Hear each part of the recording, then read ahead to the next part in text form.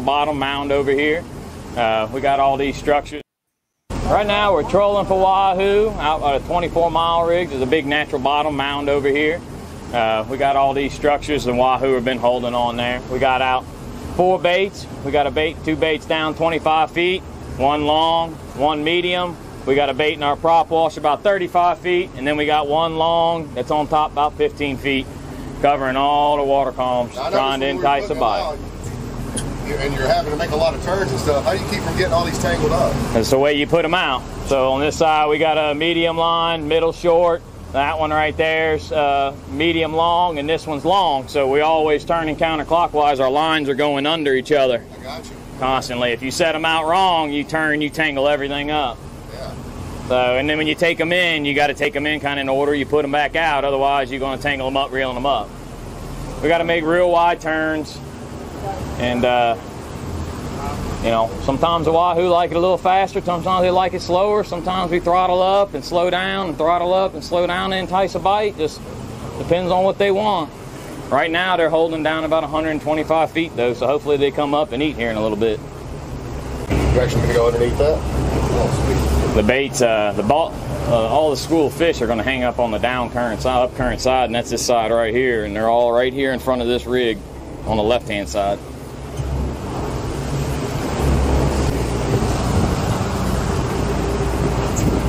All right, so look right here on the machine. Like this sea, Troy? All right. These are all stacked up fish down there at the bottom, and they are right now at 160 feet. They're deep, deep, deep. And there's a ball of bait right over here to the left, and they were pushing that ball of bait up here a second ago. There's a ball of bait right there at 80 feet. Right off the rig. And then we got some trash fish up here on top of them. But those wahoo are pushing that bait ball up, and there's more down there at 220. Can you hear, Charles? Can you hear, Drew?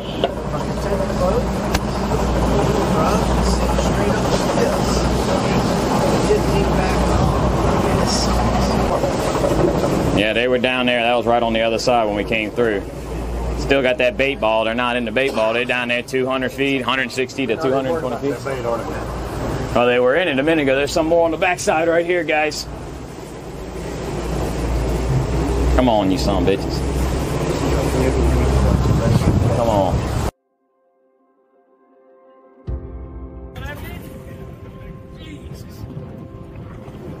wow, look at these tuna just busting. Check this out, man. This is amazing.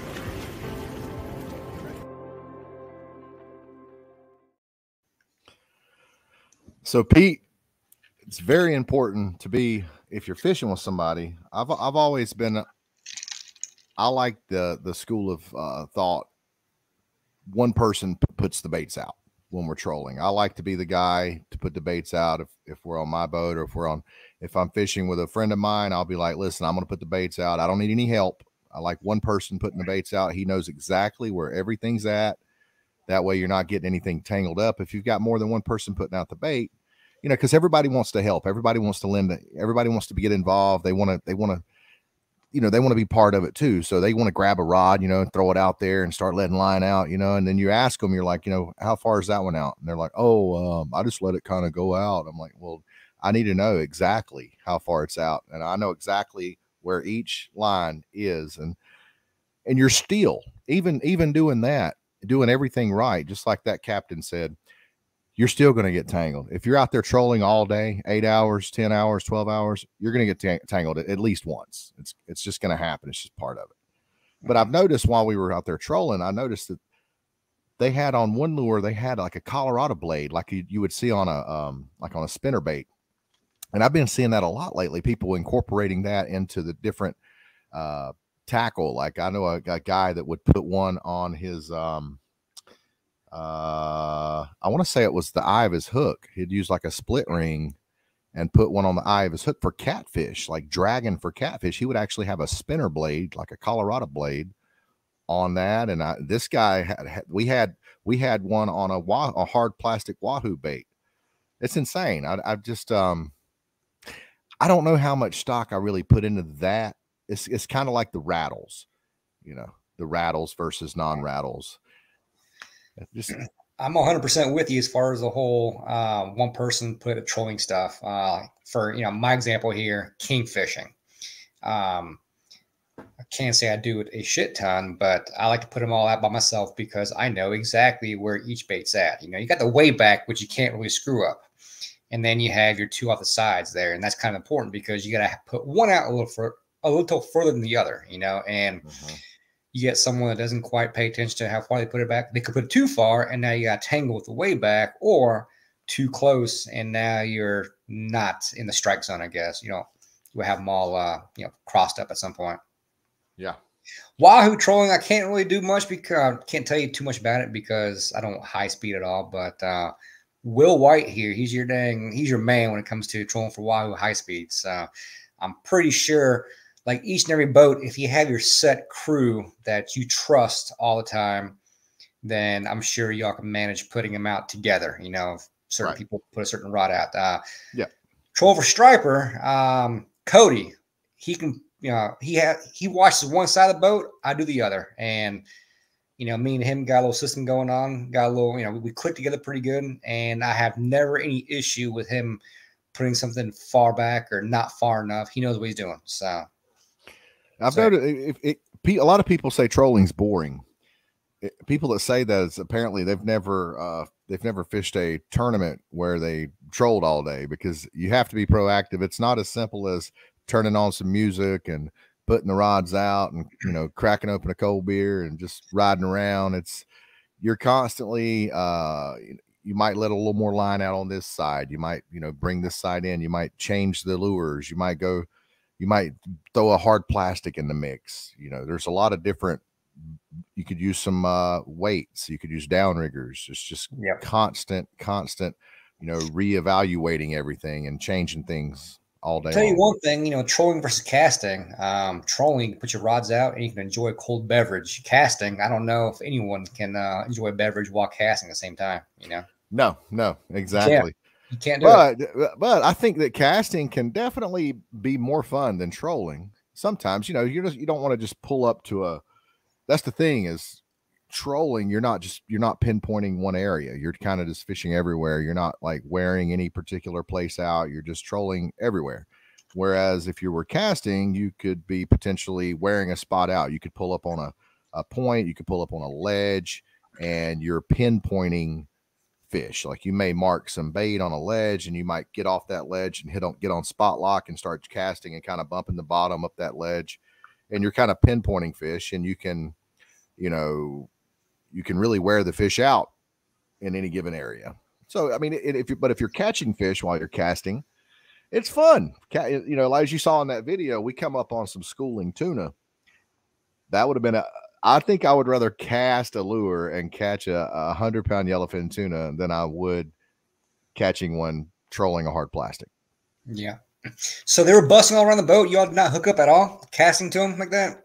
They were just out of casting distance, and by the time we got up to them, they went back down, and they didn't come back up. And what kind of baffles me, and I'm sure these guys know what they're doing, but we didn't hang around there. Like I would have hung around, see if they would have came back up. I would have trolled that area. Is where I would have stayed on that area. Yeah, I was going to ask also, like, if you had a trolling spread out there, you think you would have probably caught some trolling around there, or what?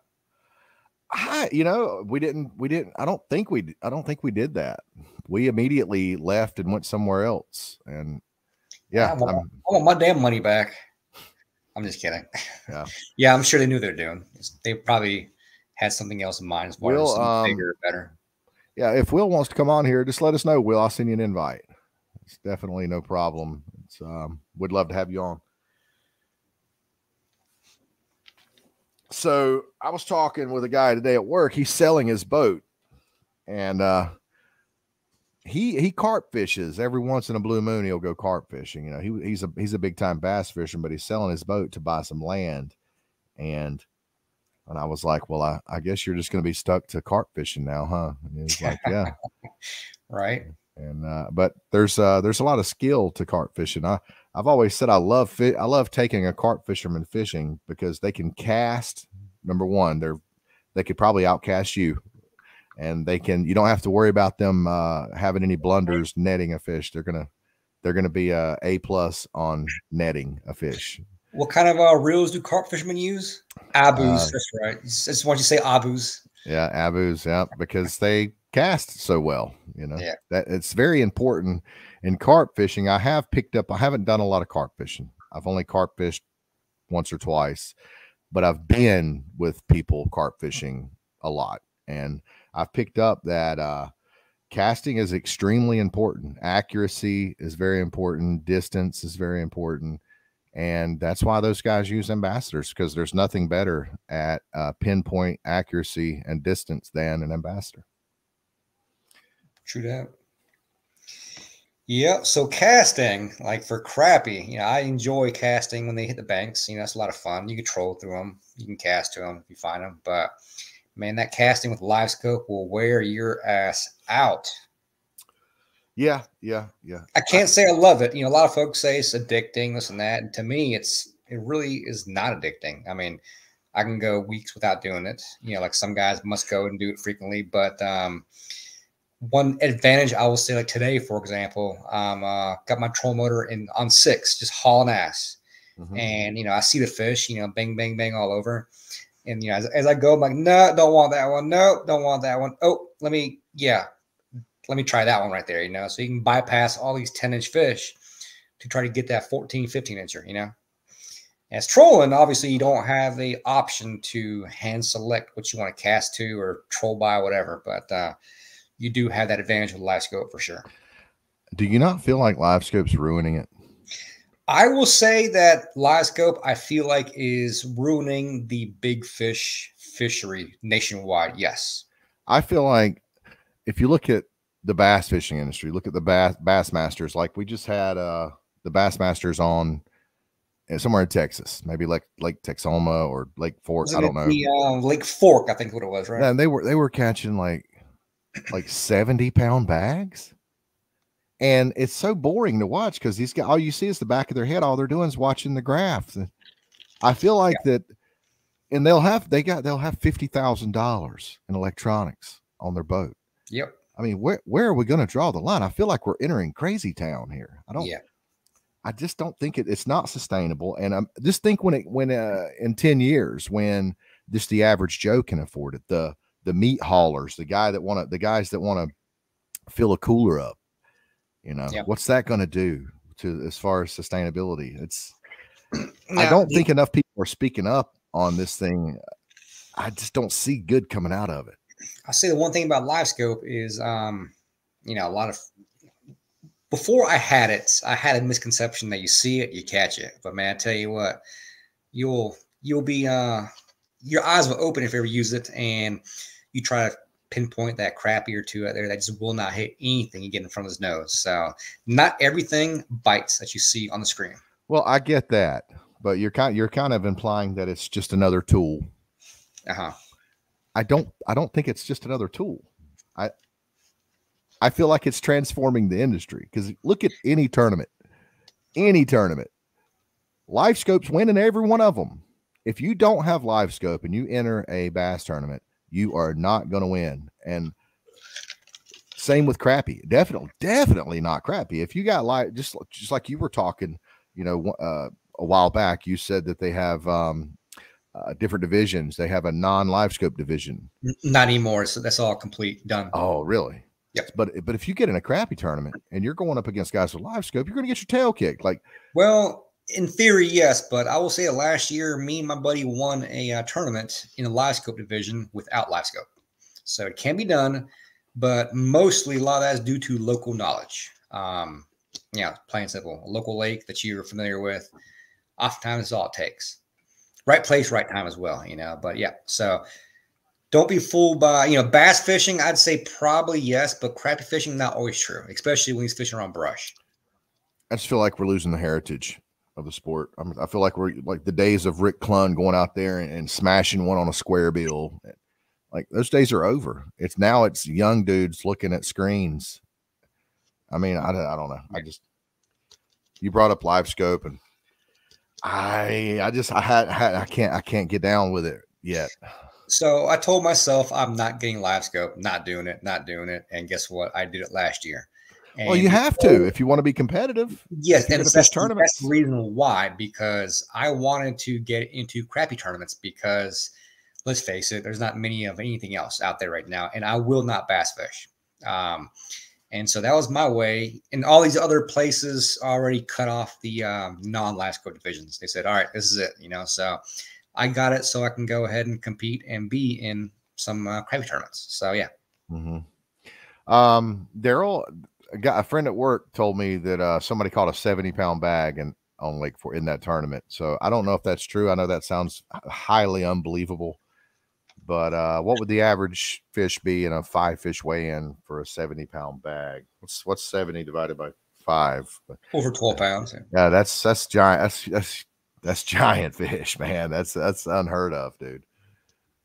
I don't know. I think I saw something on Facebook, and I could be wrong. I don't really pay attention to the bass world much at all, but I think I saw a 3-day total of over 150 pounds.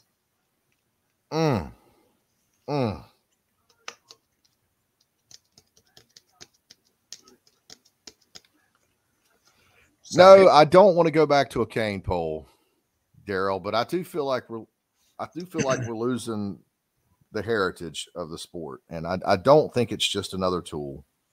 I think it's transforming the industry.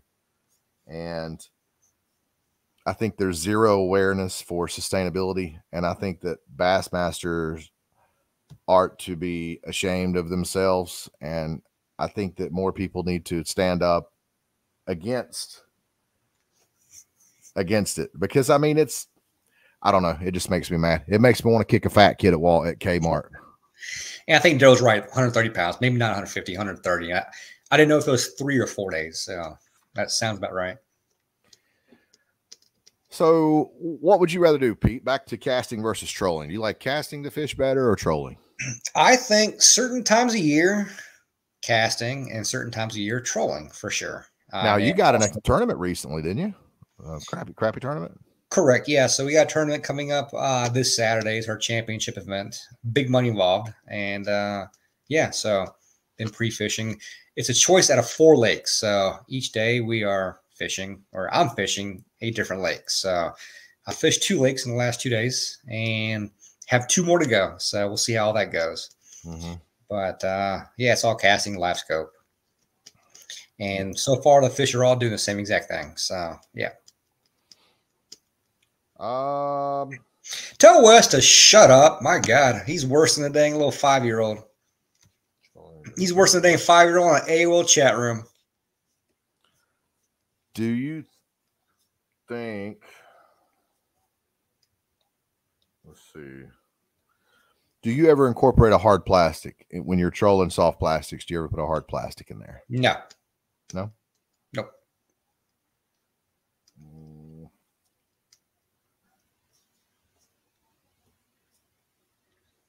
I'll tell you what we did on the Louisiana trip that I've actually done before. I forget what they called it. They had a term for it. The captain was like, "We're getting ready to something," or maybe it was Mike Bradford that he called it something. But anyways, what they did was they took some bait out of the bait tank, put it in a 5-gallon bucket. I don't know how many baits, maybe, because we had like 150, 200 baits. They may have taken 25 baits out of the tank and put them in a 5-gallon bucket. And they dumped them. And when they dumped them, they let out a line. And, you know, I've actually been fishing a weir dam before, and I was anchored up in front of the weir dam, and I hadn't caught anything all day, and I had some shad. I had some dead shad where I had netted some shad, and I had about a dozen dead shad, and I took the whole dozen in my bait net, and I flung them out into the water. Oh. And when I flung those out in the water, I had 2 takedowns, boom, boom, instantly. Nice fish, big stripers. And I was like, wow, that releasing those dead shad enticed a bite. It's almost like they think that there's like a feeding frenzy going on or something, but that works. Yeah, it does.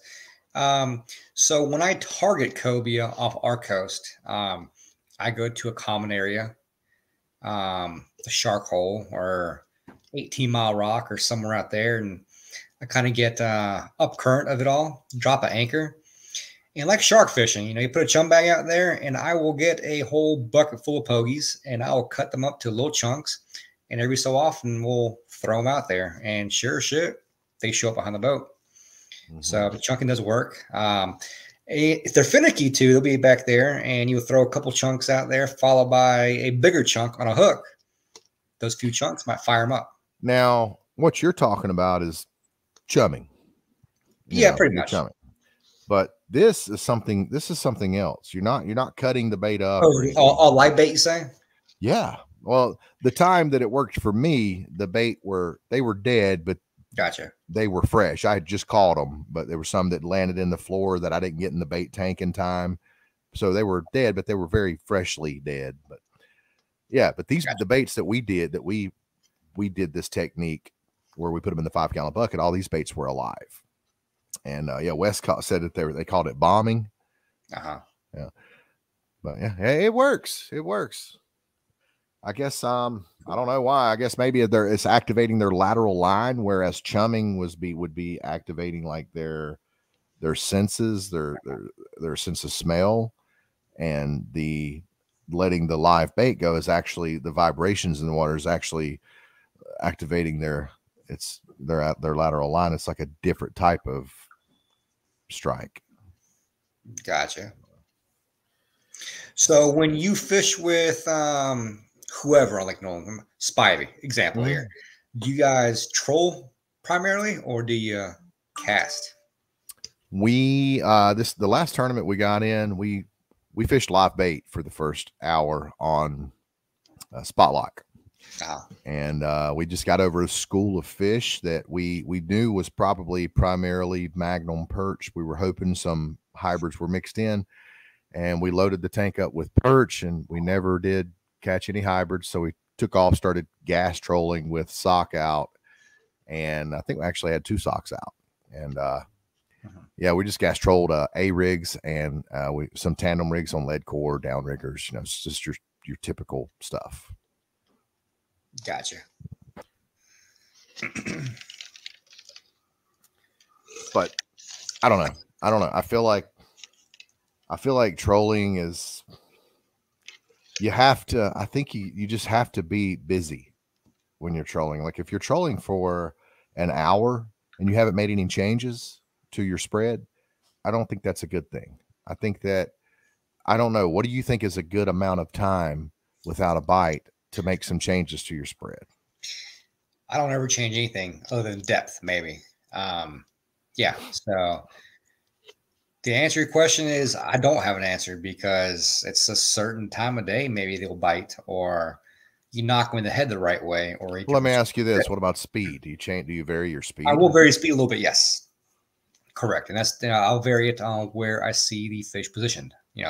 Up high or down low. So down low, they're not very active. You want a little slower, but if they're up high, then you want to speed it up a little bit. I would like to run a test because I've heard Anthony and Daryl said they were trolling 1 mile per hour, 1.0.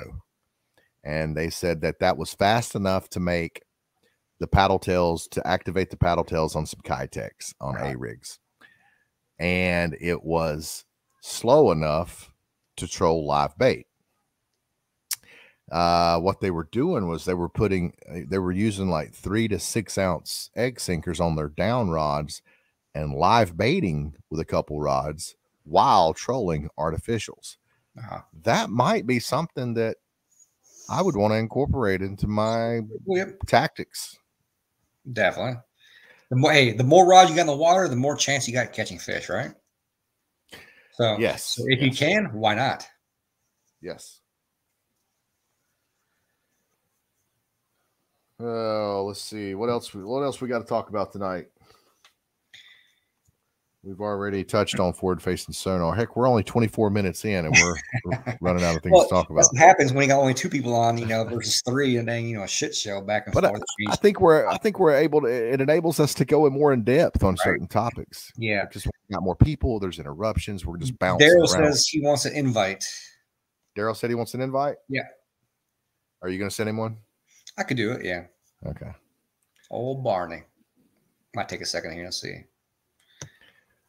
Moving on. I know Daryl wants to talk about Live Scope. So, yeah. Why does everyone want to get political? You got Wes calling me a Democrat. You got James Long posting MAGA. Like, it's always the guys with the low IQs.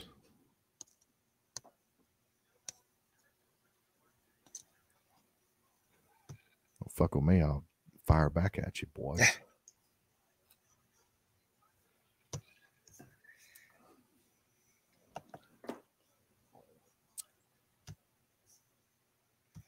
All right, Daryl, here we go.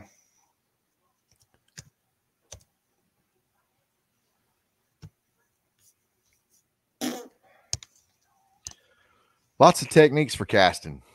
So if you were to what would you think, what would be your favorite technique for casting? Like, for example, shooting docks for crappie, burning a buzz bait for bass, throwing a bucktail ice fly, like working a bucktail for striper, walking the dog for striper, throwing. My favorite technique for casting, you can't go wrong with, top water plugs for striper or schooling fish. But I do love casting like a road runner or a jiggling or a cork for crappie in the spring when they're on the bank. Yeah, that's fun. That's fun. Pulling up on a bank. You can pretty much go find some laydowns, some brush that's on the bank, and you can cast a good dock. Sometimes all it takes a cork with a jig underneath it, and pop it underneath some around some brush, and you can. That's very fun. You're right. That's something that I don't do enough of. Yeah. Lake Norman's a little tougher one to find fish in the bank. Certain areas will hold them, but I have found that Lake Norman, it's not as easy as other lakes because it's so deep. So you're the back of some of these major creeks like Rocky Creek or Mountain Creek or some of these other, Little Creek, I guess, as well. You can find some, good crappie on little bedding areas, but overall, I feel like on Lake Norman, they bed a little deeper than your typical lake overall. What's up, fellas? Hey, what's going on, Daryl? What's up, Daryl? We're just talking about right now. At the moment, we're talking about crappie. McKinley Puckett said who won the crappie tournament. I think the crappie tournament is upcoming Saturday. Yes. Yeah. Well, the amazing thing to me on the crappie is how everybody went. And y'all all know this, but I mean, it still amazes me how everybody went from spider rigging with all the multiple. I mean, you've seen rods every length to a single pole, to now win the tournaments. That's still just awesome. I mean, if you're a live scoper, you're a live scoper, right? But I will say that if you look it up, Paula Live still won still holds the biggest record in the Bassmaster from years ago. I think the guy last weekend, but you just got to hit on that, JR. He's 19 years old and qualified for the Elite Series. I'm assuming through the Opens. But if you watch his video, it's unbelievable. I mean, he's a kid who won $100,000 on his second tournament, and he is the biggest phenom ever. Oh, wait a minute now. Is he live scoping? Well, I didn't really for bass. I'm not going to call anybody a phenom that's live scoping. I'm certain that JR, I mean, to literally qualify for the Elite, which is the top of the bass world, I'm not a bass. I don't care. Listen, the Bassmasters ought to be ashamed of themselves. They got limitations on. Let me finish. They got limitations on. I don't know whether he was running live scope or not. I would guess that was in his arsenal. He's not known as one of those who has 35 live scope transducers. I don't think. That's the thing. There's no limit. You got guys. They got $50,000. $50,000 in electronics. You gotta understand, JR. If you just watch the guy sting, you know, with an open head. If everybody's got it and a 19-year-old even qualifies, much less to win his second tournament, he's got to be a phenom because he's fishing against people with it. I mean, it's like it's a great story. It's worth talking about. That would be like me and you playing Madden. I'd beat the brakes off you. I'm a different generation. I'm better at video games. That's why the younger people are exceeding, is because the 50-plus-year-old guy, the Gen Xers, don't stand a chance. I got JR is an overnight cornhole phenom. Listen, but he still had to compete. They got limitations. They got limitations on everything in bass tournaments. You're not allowed to fish. Daryl won't let you talk. Daryl won't let you finish the sentence. No, I'm sorry. Go ahead, JR. I'm saying they have limitations on everything else. They won't let you enter a bass tournament if you have less than whatever 50 horsepower. They won't let you get out of your boat no matter what. You can't get out of your boat to take a dump. You can't get out of your boat if you get stuck and to pull your boat over a shoal. They got all these different rules, but they have absolutely no limitation on live scope or electronics. You could have $100,000 with electronics. It's cheating. It's ruining fishing. It's not sustainable. And eventually everybody's going to be able to afford it. And our sport, there's going to be absolutely no heritage left. The sport is not going to be absolutely ruined. But period. Sounds like someo's mad he don't have live scope. I'm not. No, I'm not. I don't want to get live scope because I don't want to be a humpback by the time I'm 50. I could play video games at home. I'm not out there to ruin the sport of fishing. I want there to be some mystery to it. I don't want to go out there and why? I'm not trying to, I don't want to fill a cooler up. I'm not a one of these people that want to, fill coolers up for the end of time. You can catch and release with live scope too, but think about this side of it, JR, though. The guys, if it wasn't for the electronics guys, they wouldn't be fishing for $100,000. You know what I mean?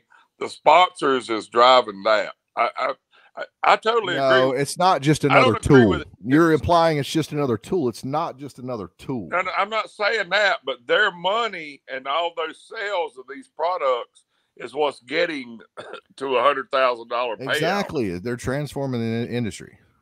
And it's time for Bassmaster to step up and say, hey, we don't care how much money you're giving us. We got to pump the brakes on this. And but then JR, you less sponsorships, and therefore be less payouts and less interest. Well, how were they getting by before Live Scope though, Pete? Your other big companies like freaking Yo-Zuri. Okay, there you go. But there you go. But I mean, are you going to want to fish for $25K or $100K? But you don't think, JR, when they come out with like Humminbird, come out with the graph with the fish alarm versus having an old flasher that wasn't big? No, that's not an argument. Live scope, no, it's not the same thing. A side scan, when Kevin Van Dam was kicking everybody's ass using side scan when it first come out, guys, this is something completely different. This is transforming the industry. This is nothing that's comparable. You're seeing fish live. It's I will tell you a couple things about live scope. Number one, you eliminate, we talked about this before, you eliminate water real quick. Okay. Number two, when you first start using live scope, you kind of realize how these fish act sometimes. Like you would not think that a crappie would spin a 360 a couple times, you wouldn't think that, but yeah, I mean, you learn a lot staring at that screen sometimes, just watching how the fish reacts to a bait. To your point, though, earlier, Peter, that live scope and seeing them, and even though they're there, I know it's helped tremendously. I agree, but it doesn't make them bite. You damn right, absolutely. Now, but the biggest thing that it does is you said it in a whole mouthful, is it saves me time, because if I don't see fish in that area, there's not fish there. If I'm throwing a cast net, JR, you're talking about a game changer that I want to be my advantage, because I can't pull an Anthony Johnson and throw a 10-footer 10, 12, 15 times in an hour and pull it up. If they're not there, they're not there. That's it. It doesn't lie.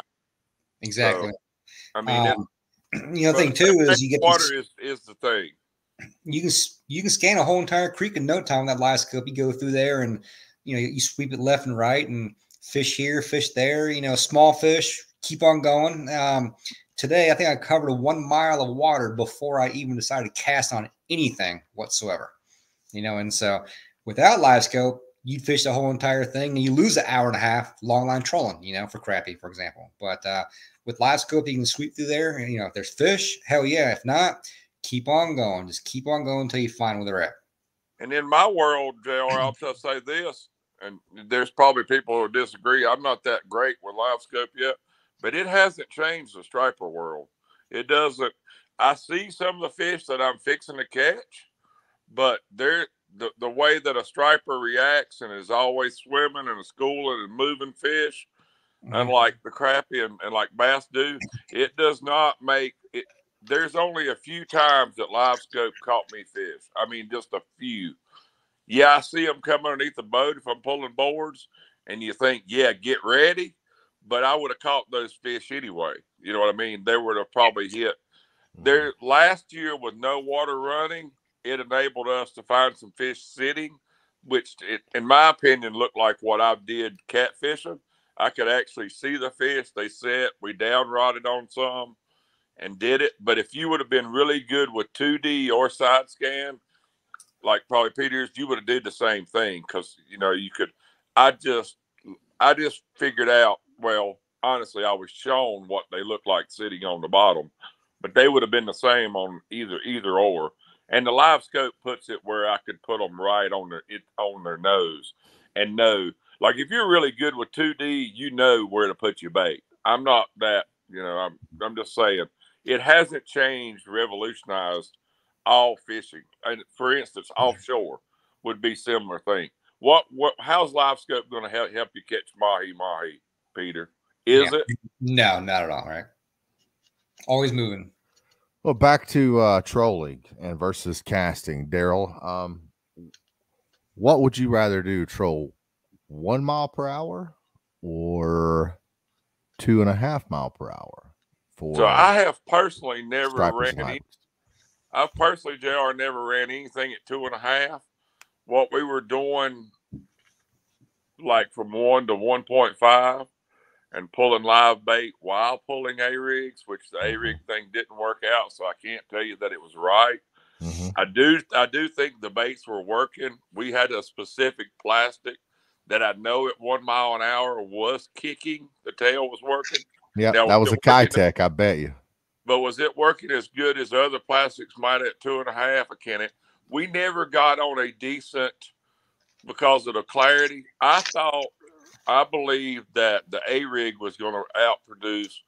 We went into that tournament with the mindset that all that flash, that chandelier was going to absolutely outfish live. I think it would have basically any other month of the year. In March, I think it would have, all the way through December. I still can't believe that it didn't, JR. I mean, it's still, you think about all that, and these fish are lethargic. They're lethargic, Daryl. This water temp's in the 40s. The aggressive fish at 1 o'clock, unfortunately, we weren't pulling any of that stuff, but I think you were, and y'all caught a couple fish. So I wonder what would have happened if we would have still had the combination out, because we went solely live bait only. I would be interested to know. I would like to go out there and actually do that technique all day. That live / artificial trolling technique, that 1 mile per hour. And you have to be careful which soft plastics you choose, because there's some soft plastics out there that has absolutely zero action at 1 mile per hour. So you'd have to do some testing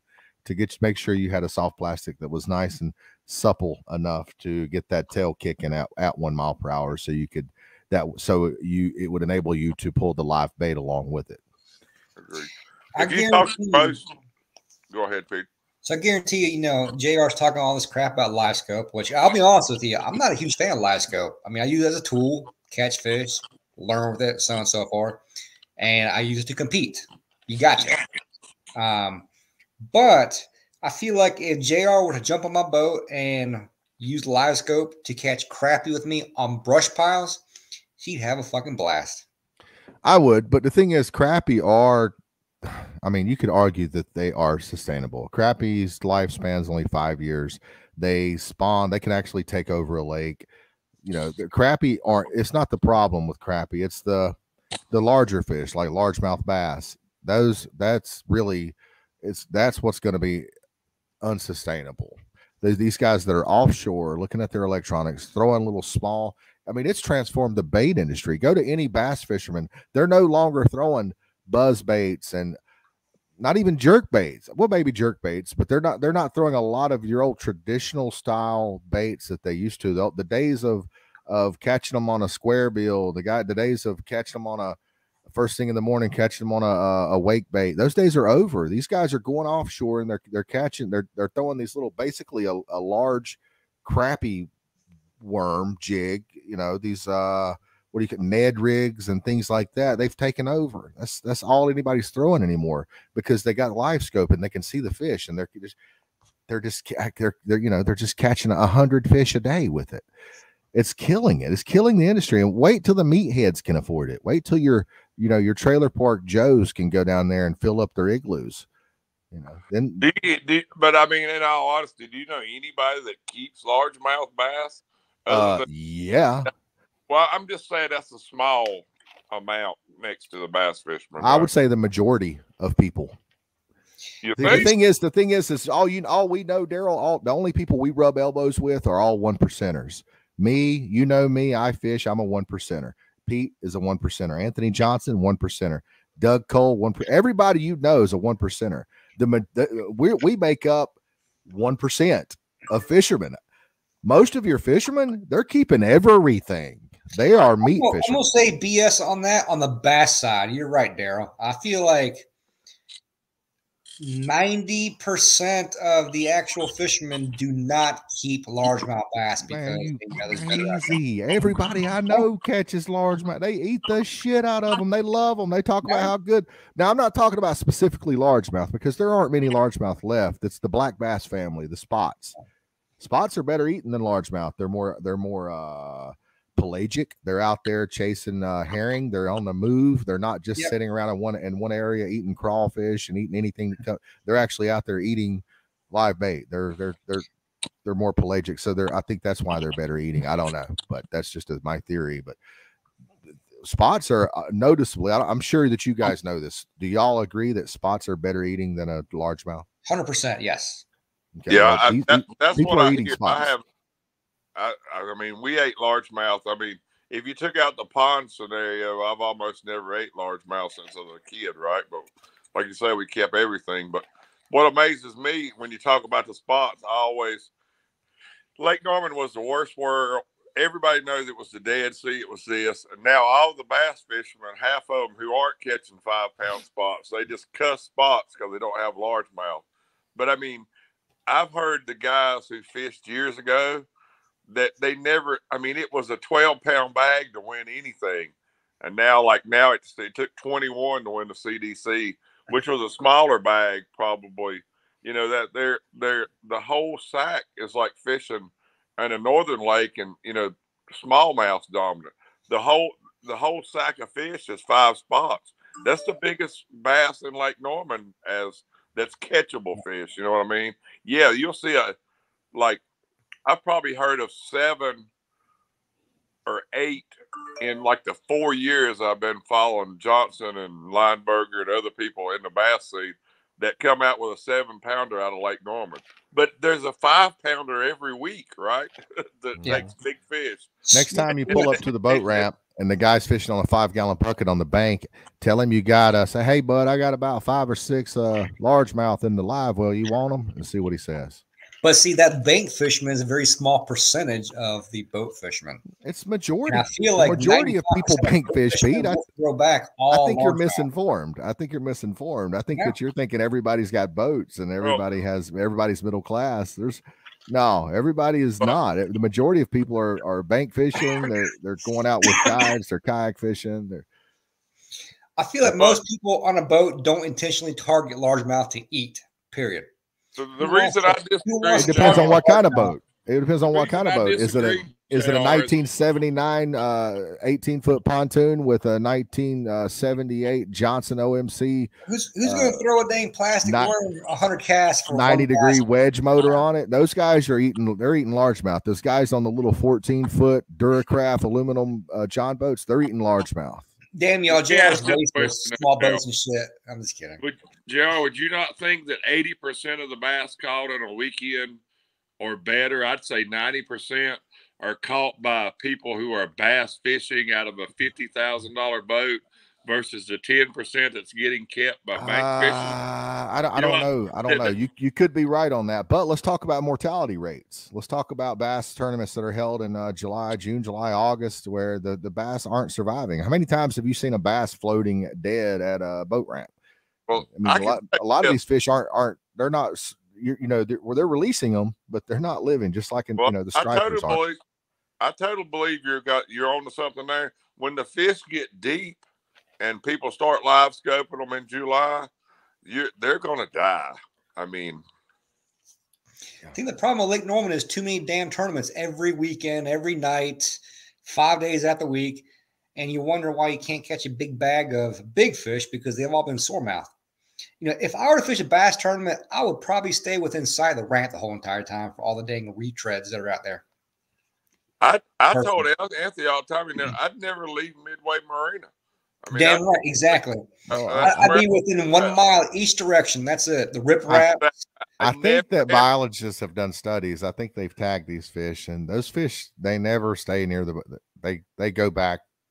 They travel miles. Every weekend, there's still hundreds that are dumped in that same area. There's no way within 1 week that they're gone, But give the summertime, they'll scatter out, or a couple weeks, those same fish will be gone somewhere. But the largemouth, for the most part, I feel like largemouth don't travel as much as a spot. But again, I'm not a greenhead fisherman, so no, you're right. That they definitely don't. They're much more residential.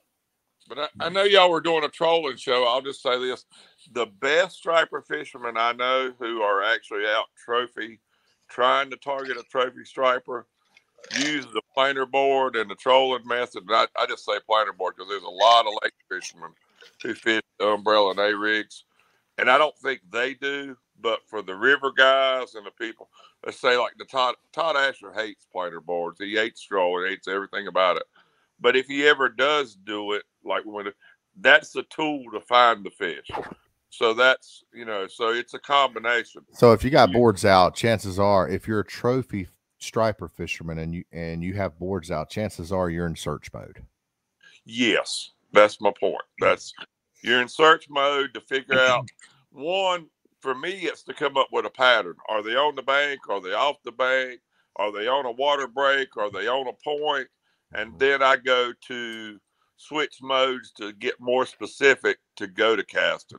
And I don't do a lot of casting because it doesn't usually get good enough to get to that point.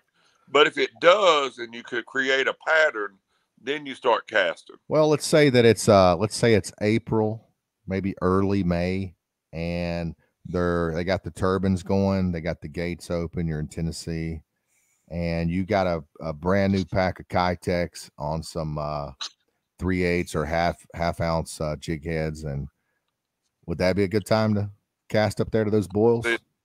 This is the rule. This is what Johnson told me. It's a rule that I broke and I paid for every time I ever broke it.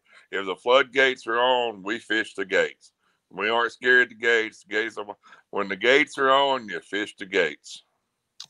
So what are you casting? Yeah, always. Even if we're live baiting, it's always casting. There is no trolling, period. You're drifting. Yeah, I like that. I feel like it's more.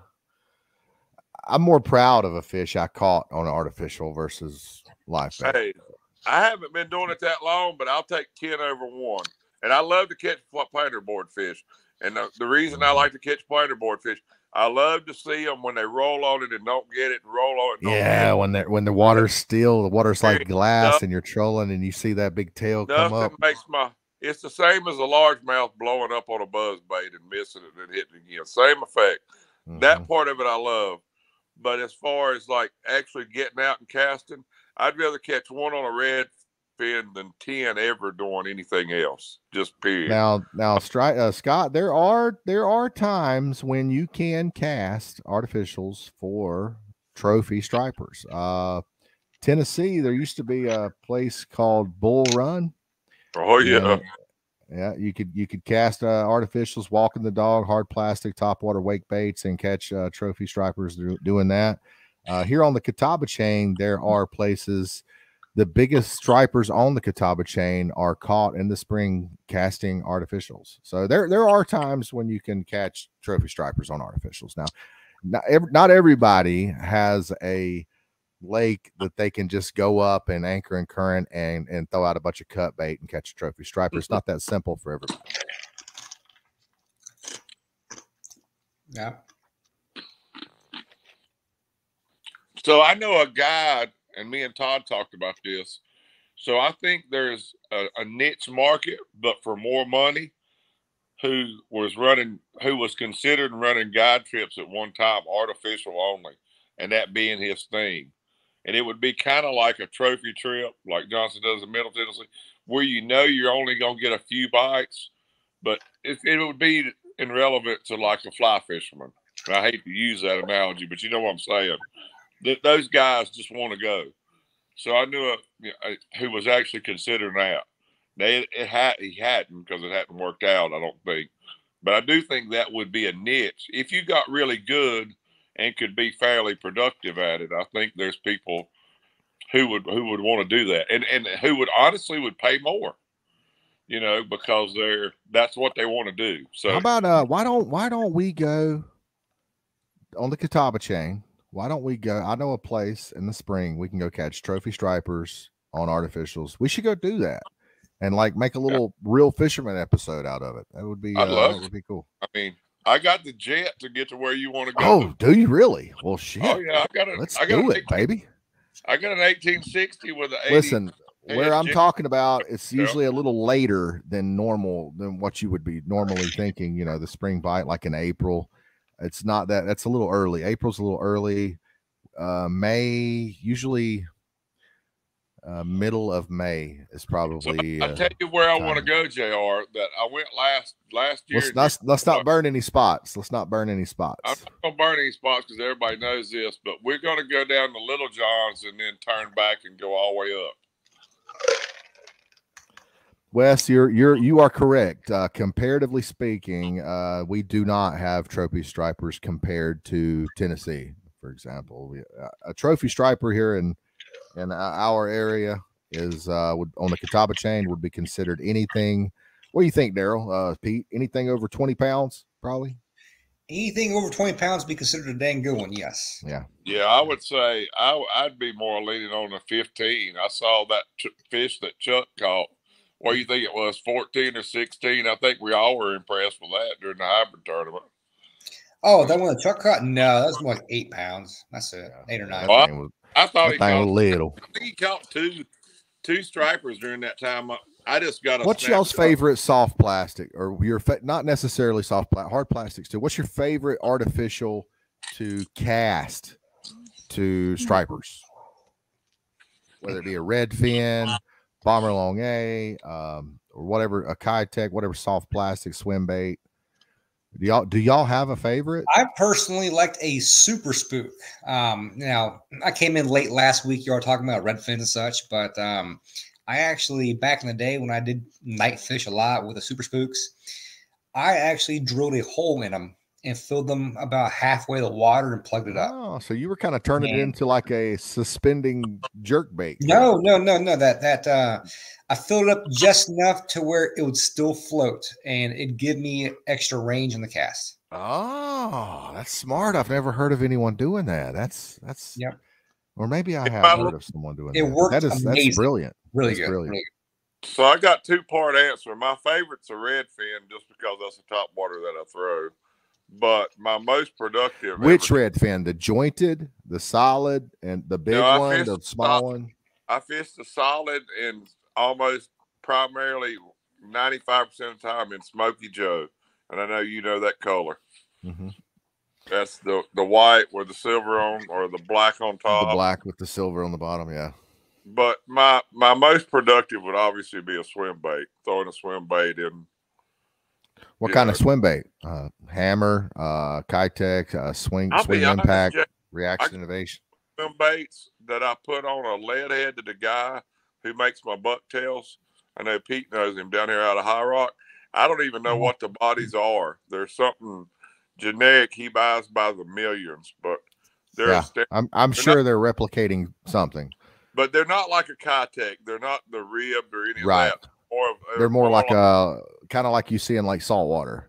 Yes, they're very generic. And when I'm throwing them at, you know, either in the turbines or in like when the bite's really, really, really good. I'll tell you what's cool is if you've ever heard of Lunker City baits, they make a bait called a sluggo. Right. And it's like a stiff worm. You can get it in different sizes, and it's like flat on the top and then rounded. The rest of it's rounded, but on the top it's flat, and you kind of twitch it. And I've done good with those. So Lunker City, they make a bait called a Hellgrammite, I guess they call it. I caught my first 10-pound bass on that thing. Hellgrammite. A buddy of mine has a tattoo of a Hellgrammite on his arm right there. Yeah. One single Hellgrammite will catch more catfish than any other bait you could ever have That's what they say. I've never used Hellgrammite. Dude, it is so much work. I've rolled rocks, JR. I used to fish with an old guy that was like my grandpa when I first started. He catfished in the river in the Yadkin. If you know North Carolina, so the up north of here, it gets very, very small. There's no flatheads in it. And we just caught those what we called little yellow cats, but I don't even know what they are. They're not flatheads, which I know everybody calls a yellow cat, but like the state record's like 7 pound in them, but the best eating ever. Bullhead. Probably a bullhead. But we would literally go roll rocks, and he said when the green moss grew on the rocks in that river in the summer or in the late spring, that's all the fish would eat. So we fished careful, Daryl. You're getting into some microorganism talk, bud. Right? So we fished only Hellgrammites in the spring, and as soon as the grasshoppers got big enough, we fished grasshoppers in the fall. And that was the exact total opposite of a Hellgrammite. I'm telling you, I guarantee you I've caught 10 catfish on one Hellgrammite. And you know, a grasshopper is just like a cricket. You got one shot. Mm-hmm. Yeah. But that was my first fishing adventures was with him. I love that guy. What's your favorite technique for casting? Like as far as like your retrieve. Now you mentioned Pete, you like to throw a super spook. Correct. Yeah. Most people try to hold your camera still, Daryl. You're making a lot of. Yeah, I'm looking for a bait. I'm gonna sit back down. I'll be still. Had a lot of noise. You mentioned a super spook. I think most people walk the dog with a super spook. Is that how you fish it? Yeah. In pause. Walk the dog and pause. Walk the dog and pause. Okay. Yeah, I noticed. I think it was Benji that mentioned a Sammy. God, I think after fishing with Johnson a little bit last year, I'm gonna have to save up, and that's the honest truth. But I think that the glide baits will take over for striper. Those things look so real. Now tell us what a glide bait is, Daryl. They're badass. So the is glide that a segmented? baits, it's like a segmented bait. Well, you know, so there's I saw some JR that was like 2 pieces, and some was as much as like 4 or 5 or 6 pieces. But like the one he was using was 3. But the art of watching it literally looks like if you've ever saw a brim that you threw back that was hooked deep, and you throw him back and he's trying to swim but he can't, and he's going side to side. I know I'm using my hands, but then he's up and he's down, and they're the most life. I mean, on the retrieve, you just either twitch the handle, or I know they got some design where you can kind of steady, but I mean they make an action that just it mimics something that's completely dying, as close to like, you know, a brim, or even if you just threw back a shad. Let's say you're like you're live bait fishing and you throw a shad and you actually watch it to see if it gets blew up on, and you see how it acts. That is the action that I think they were after with a glide bait, and that's exactly what it looks like. It looks like whatever kind of bait you're mimicking. If you put that to a glide bait, it looks like that bait's struggling. Mm-hmm. Did you say you're trying to buy some glide baits? You want some? Well, I'm obviously going to have to invest in some, Pete. But I mean, the good ones are like ignorant. It's like, I mean, I think the one that Johnson was throwing was 80 a piece, and I know that Bryson Robinson, he throws some $250 baits. There's a guy on Lake Norman that makes them. That's hand painted that everybody swears by. I think David Mercer was trolling if those. you want glide baits, get with Mercer. I think he's trying to sell all the shit. Gotcha. Yeah, he was actually like putting them on planer boards and fishing them like he would live bait. I thought that was very interesting. I don't think he did any good with it, but yeah, I'm not sure why. He's just trying to sell all the shit. So yeah, get with him. You might get you a deal on some glide baits, possibly. Yeah, I think I don't know. I don't really know if I have a favorite weight. I casting at dams and weir dams and tail races, spillways, letting it go down into seams and getting kicked around, and hooking up on fish. That's fun. Honestly, if I hang up it's not as fun as feeling like, for example, sometimes you can cast on a point, a sloping point, and you can start working. You got a sinking bait, and that bait's on the bottom, and you can feel the bottom, and you can kind of feel if you're on a mussel bed, if you're on an oyster bed, if you're in salt water, if you're in an inlet, you can feel whatever the bottom is. If it's rock, and you're kind of feeling the bottom, and you're working that bait just slow enough to keep it off the bottom, but you're kind of still bumping the bottom every once in a while. So you're kind of keeping it in that range of on the bottom, but you're not dragging the bottom, getting hung up or whatever. You're actually just kind of bumping the bottom every once in a while. I like feeling that tick and hooking up on a fish that way.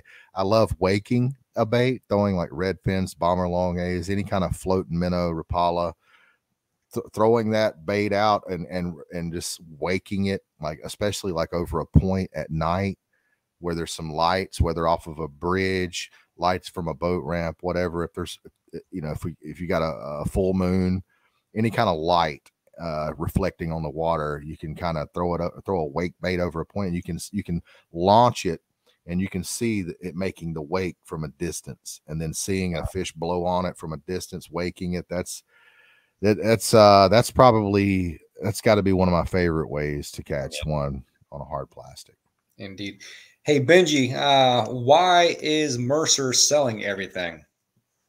You may know. I don't know if you talk to him quite regular, I guess, but I talked to him, kind of got a run around as far as why he's on his boat and everything. I kind of have an idea why, but it's none of my business. But yeah, why is he getting rid of it all? We lost Daryl. We lost you, Daryl. Let's see. I think that David Mercer he got on the scene, and it's a very tough niche, striper fishing down here where we are, and he got on the scene and he tried to have success in the striper fishing niche around here locally, and he actually did have success. I mean, the guy's going to Road Hiss and Hickory, and he's going to all these fisheries that are they're notoriously hard to fish, and he's actually catching fish. And he kind of tried to kind of revolutionize the sport, and he started bringing like glide baits and fish glide baits like you would live baits. And I really liked where he was going and what he was doing, and he was having some success. But I think that David was I think he's wanting to run a business, and I think that that business, that striper fishing industry business, is a very, very hard business. You're not gonna see any kind of growth for a long time. You have to stay at it. And if you look at, like, for example, if you look at old school striper, he's the most successful content creating striper fishing niche guy in the Southeast. I think everybody would agree that Mike Smedley he's the cornerstone of that niche. He's still, if you look at like his amount of subscribers, and I mean, I'm sure he makes a pretty good lick, but it's not very lucrative. And I think that David kind of saw the writing on the wall, and I think that he saw another avenue to have a more successful business venture, and I think he took it. That's how it looks on the outside looking in. That's what it looks like to me. So, JR, when you say that, I'm going to get my guide license. Well, I'm going to school, and I'll be still in just a second. I'm walking. But in 2 weeks, and you're not making a bunch of noise. You're good. I mean, my plan is to try to do like somewhat of a mishmash. Obviously, I'm going to be a part-time guide, Tennessee / wherever. U.S. Coast Guard approved, just so everybody knows, or if I do it, it'll be that. But I mean, I'm also wanting to mix in some social media, YouTube, whatever, just to try to, I don't see a lot of people do both, right? So is it just the time? Dieter Melhorn. Is it just the time that it's going to take, JR, to try to do the editing and that part of it, or? Okay. For example, like if you start a podcast, kind of like our little podcast thing that we got going on here, you know how like right now we got 16 people viewing. Nobody's watching. We're doing this. We've been doing this for a couple of years now. Ain't nobody watching it. Now, granted, we're not really running it like a business, but even if we were, I got to mute you, Daryl. Even if we were running it like a business, we wouldn't be much more successful than we are right now. This is a long game, and people, you see it all the time. People get into this. They want to do podcasts. They want to start a YouTube channel. They get into it. They do it for about a year and then they quit because they realize that it is baby steps, man. I mean, you have to put a ton of work and a ton of time, literally years before you start seeing any kind of income, any kind of reciprocal income. Like I was talking to a local content creator. I'm not going to name any names, but he's got around 150,000 subscribers on YouTube now. He made $55,000 last year on YouTube. I have a friend of mine that started a YouTube channel, and I'm not going to name him either. But it's a fishing related YouTube channel, and he makes more than I do. He makes about $6,000 a month just on YouTube. He quit his job. He does YouTube full time now. So it's there. The money is there, but it's the amount of work and dedication. You have to just upload and edit so much, and people just get discouraged. And that's if you want to be a content creator, putting a GoPro up and not editing your footage, and if you were to upload a GoPro video that's 30 minutes long once a week for a year, you're probably not going to have 500 subscribers. Nobody's going to be watching. You're not going to be making a penny, not 1 red cent. You have to edit. You have to learn how to edit. You have to start, and you have to get an editing software. There's a learning curve, and I'm gonna tell you one thing. If you run YouTube videos, you're gonna lose some damn friends. And I'm gonna give you an example right here. If you want to catch fish and YouTube videos and this and that, I myself, if I know you have a YouTube channel, I'm not going to tell you shit. You might ask for a respectable report. Exactly. I'm going to give you a perfect example right here. Not trying to badmouth anyone, but talked about him earlier. Mercer. Many times, every time he'd go on Lake Norman, he'd contact me prior and say, "Hey man, where are they biting at? Where are they biting at?" And I tell him, right here. Next week, a fucking YouTube video comes out and he's fishing exactly right there. And after about the third time, I'm like, "Listen, dude, don't talk to me no more if you're gonna do this shit," because I've had the exact same thing happen to me. Might be about money and viewership, thumbs up and shit. But if that's how you're gonna blow the spots, I'm done. Exactly. And it's not just that. I'm gonna mute you again, Daryl. You got something going on there. So noisy. So it's not just that. It's gosh, I lost my train of thought. What was I gonna say? People burning spots. People burning spot. Oh, it's you have to produce so much content that it's inevitable. You're going, just like Dieter done recently with that video that he did about the tournament, quote unquote, cheating ? That video. Yeah.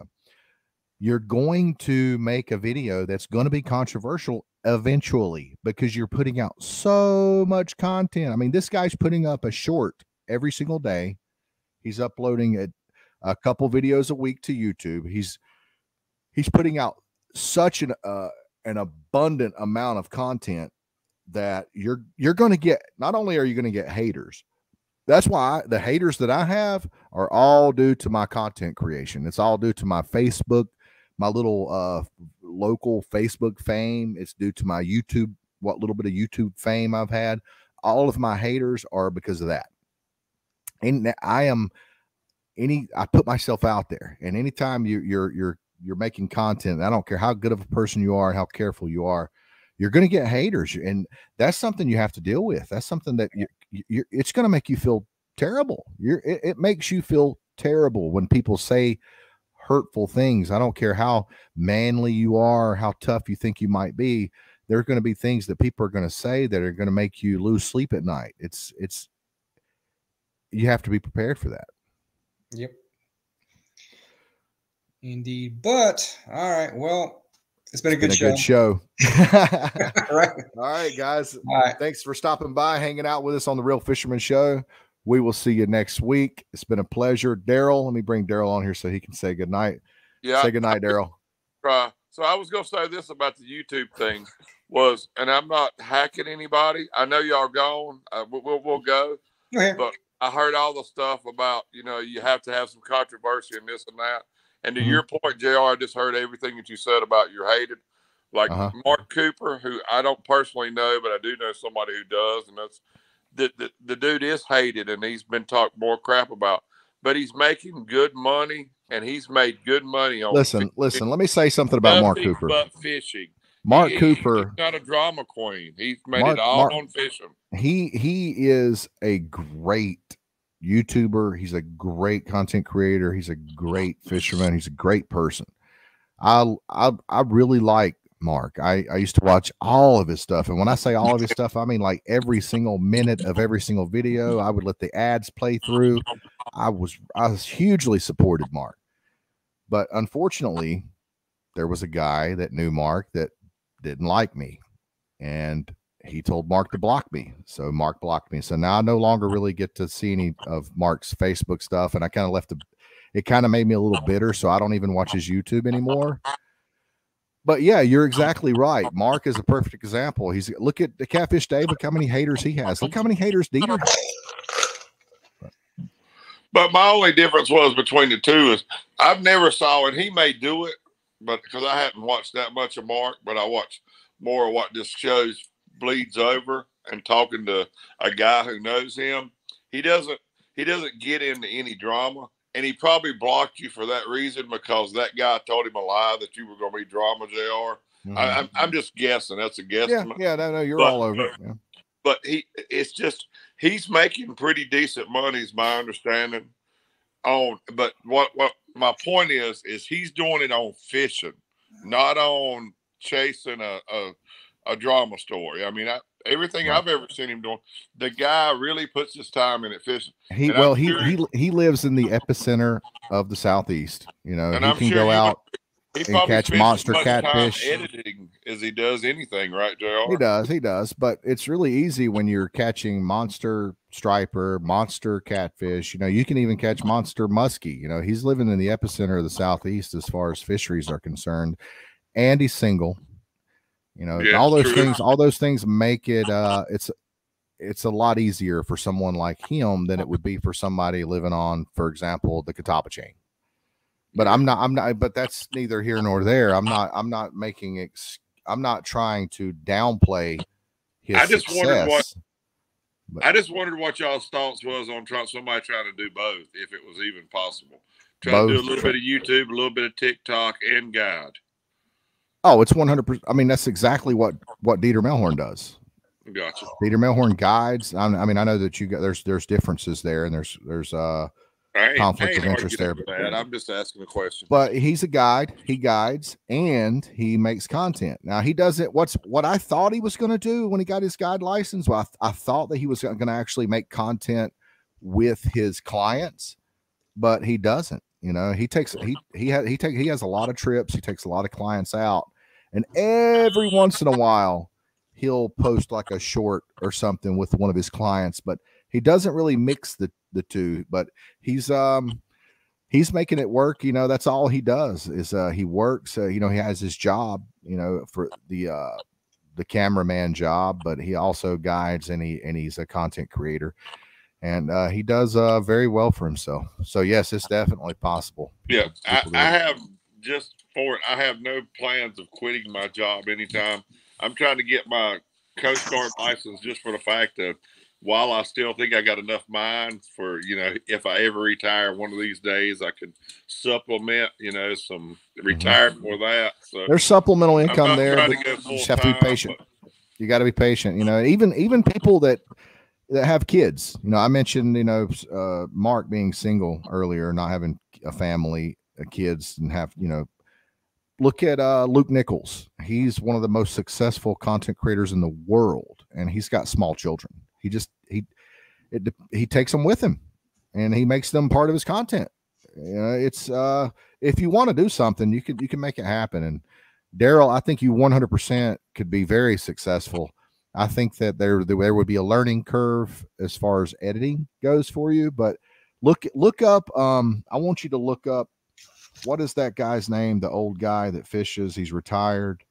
Richard Gene, the Fishing Machine. Look up Richard Gene, the Fishing Machine, and he is one of the biggest content creators in the fishing niche in the world. The dude is absolutely crushing it. There's no telling how. He's in six figures. He's making six figures, and he is.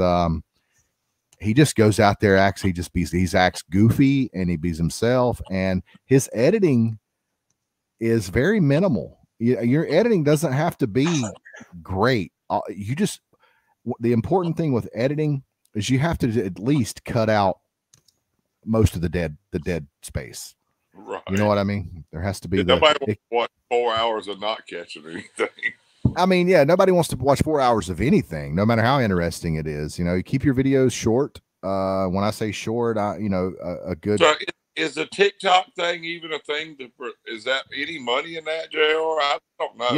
Yes. There's TikTok. There's a commercial TikTok and a whatever the other one's called, where you can use copyrighted music and stuff on it. Those people aren't making money. If you see a TikTok where you're hearing AC/DC, TNT, or any other, you know, copyrighted sound, those people aren't making money. They're just after the followers. They're just, a lot of people will use TikTok to get followers to their other platforms. But so you can make money on the commercial version of TikTok, but you don't have all of that copyrighted music. You have a lot of music that is licensed by TikTok that isn't, and it's nowhere near as cool. But yeah, you can get an income from TikTok as well. What's up, Riggs? I was just curious on trying both. I mean, I know we heard somebody say Riggs. Yeah, it was me. Hey, Riggs. You're gonna go to. I mean, I'm gonna get the haters, but I figure as soon as I start guiding, all that's coming anyway, right? So that's right. But I mean, to your point, Joe, I'm sure it wears on you after a while. I have you just no got to keep going. You got to clock in. You got to run it as a business. It's just like a job. You just have to continue, whether you feel like it or not. You got to put something out there. People want to see the real you. You know, everybody wants to be fake when they're making a video, and I've been guilty of that myself. I want to show everybody the glam. I want to sound smart. You know, I'll record myself talking, and I'll be like, I'll stutter, and then I'll just redo it. And people want to see you stutter. People want to see the real. You know, you can't. That's be an asshole. And then, you know, you're going to get the shit and everything, but maybe people want to see the damn asshole. And so therefore they'll watch you, be like, look at that fucking dick do the stupid shit. Listen, I'm gonna watch more of that. You can make a video. You can make a channel on YouTube, and you can call it Bucket Shitter. And you could once a week, you could film yourself taking a shit in a bucket, and you're going to have success. People are going to watch it. So, and the reason I say that is because I actually lost a friend when I started my YouTube channel. I kind of started to have a little success after about a year. I was rolling. I could have compounded on that, and I could have, you know, been successful on YouTube, but I stopped. One of the reasons I stopped was a friend of mine, a very close friend of mine, I would argue my best friend. He hated me making YouTube videos. He hated me doing social media. He hated it.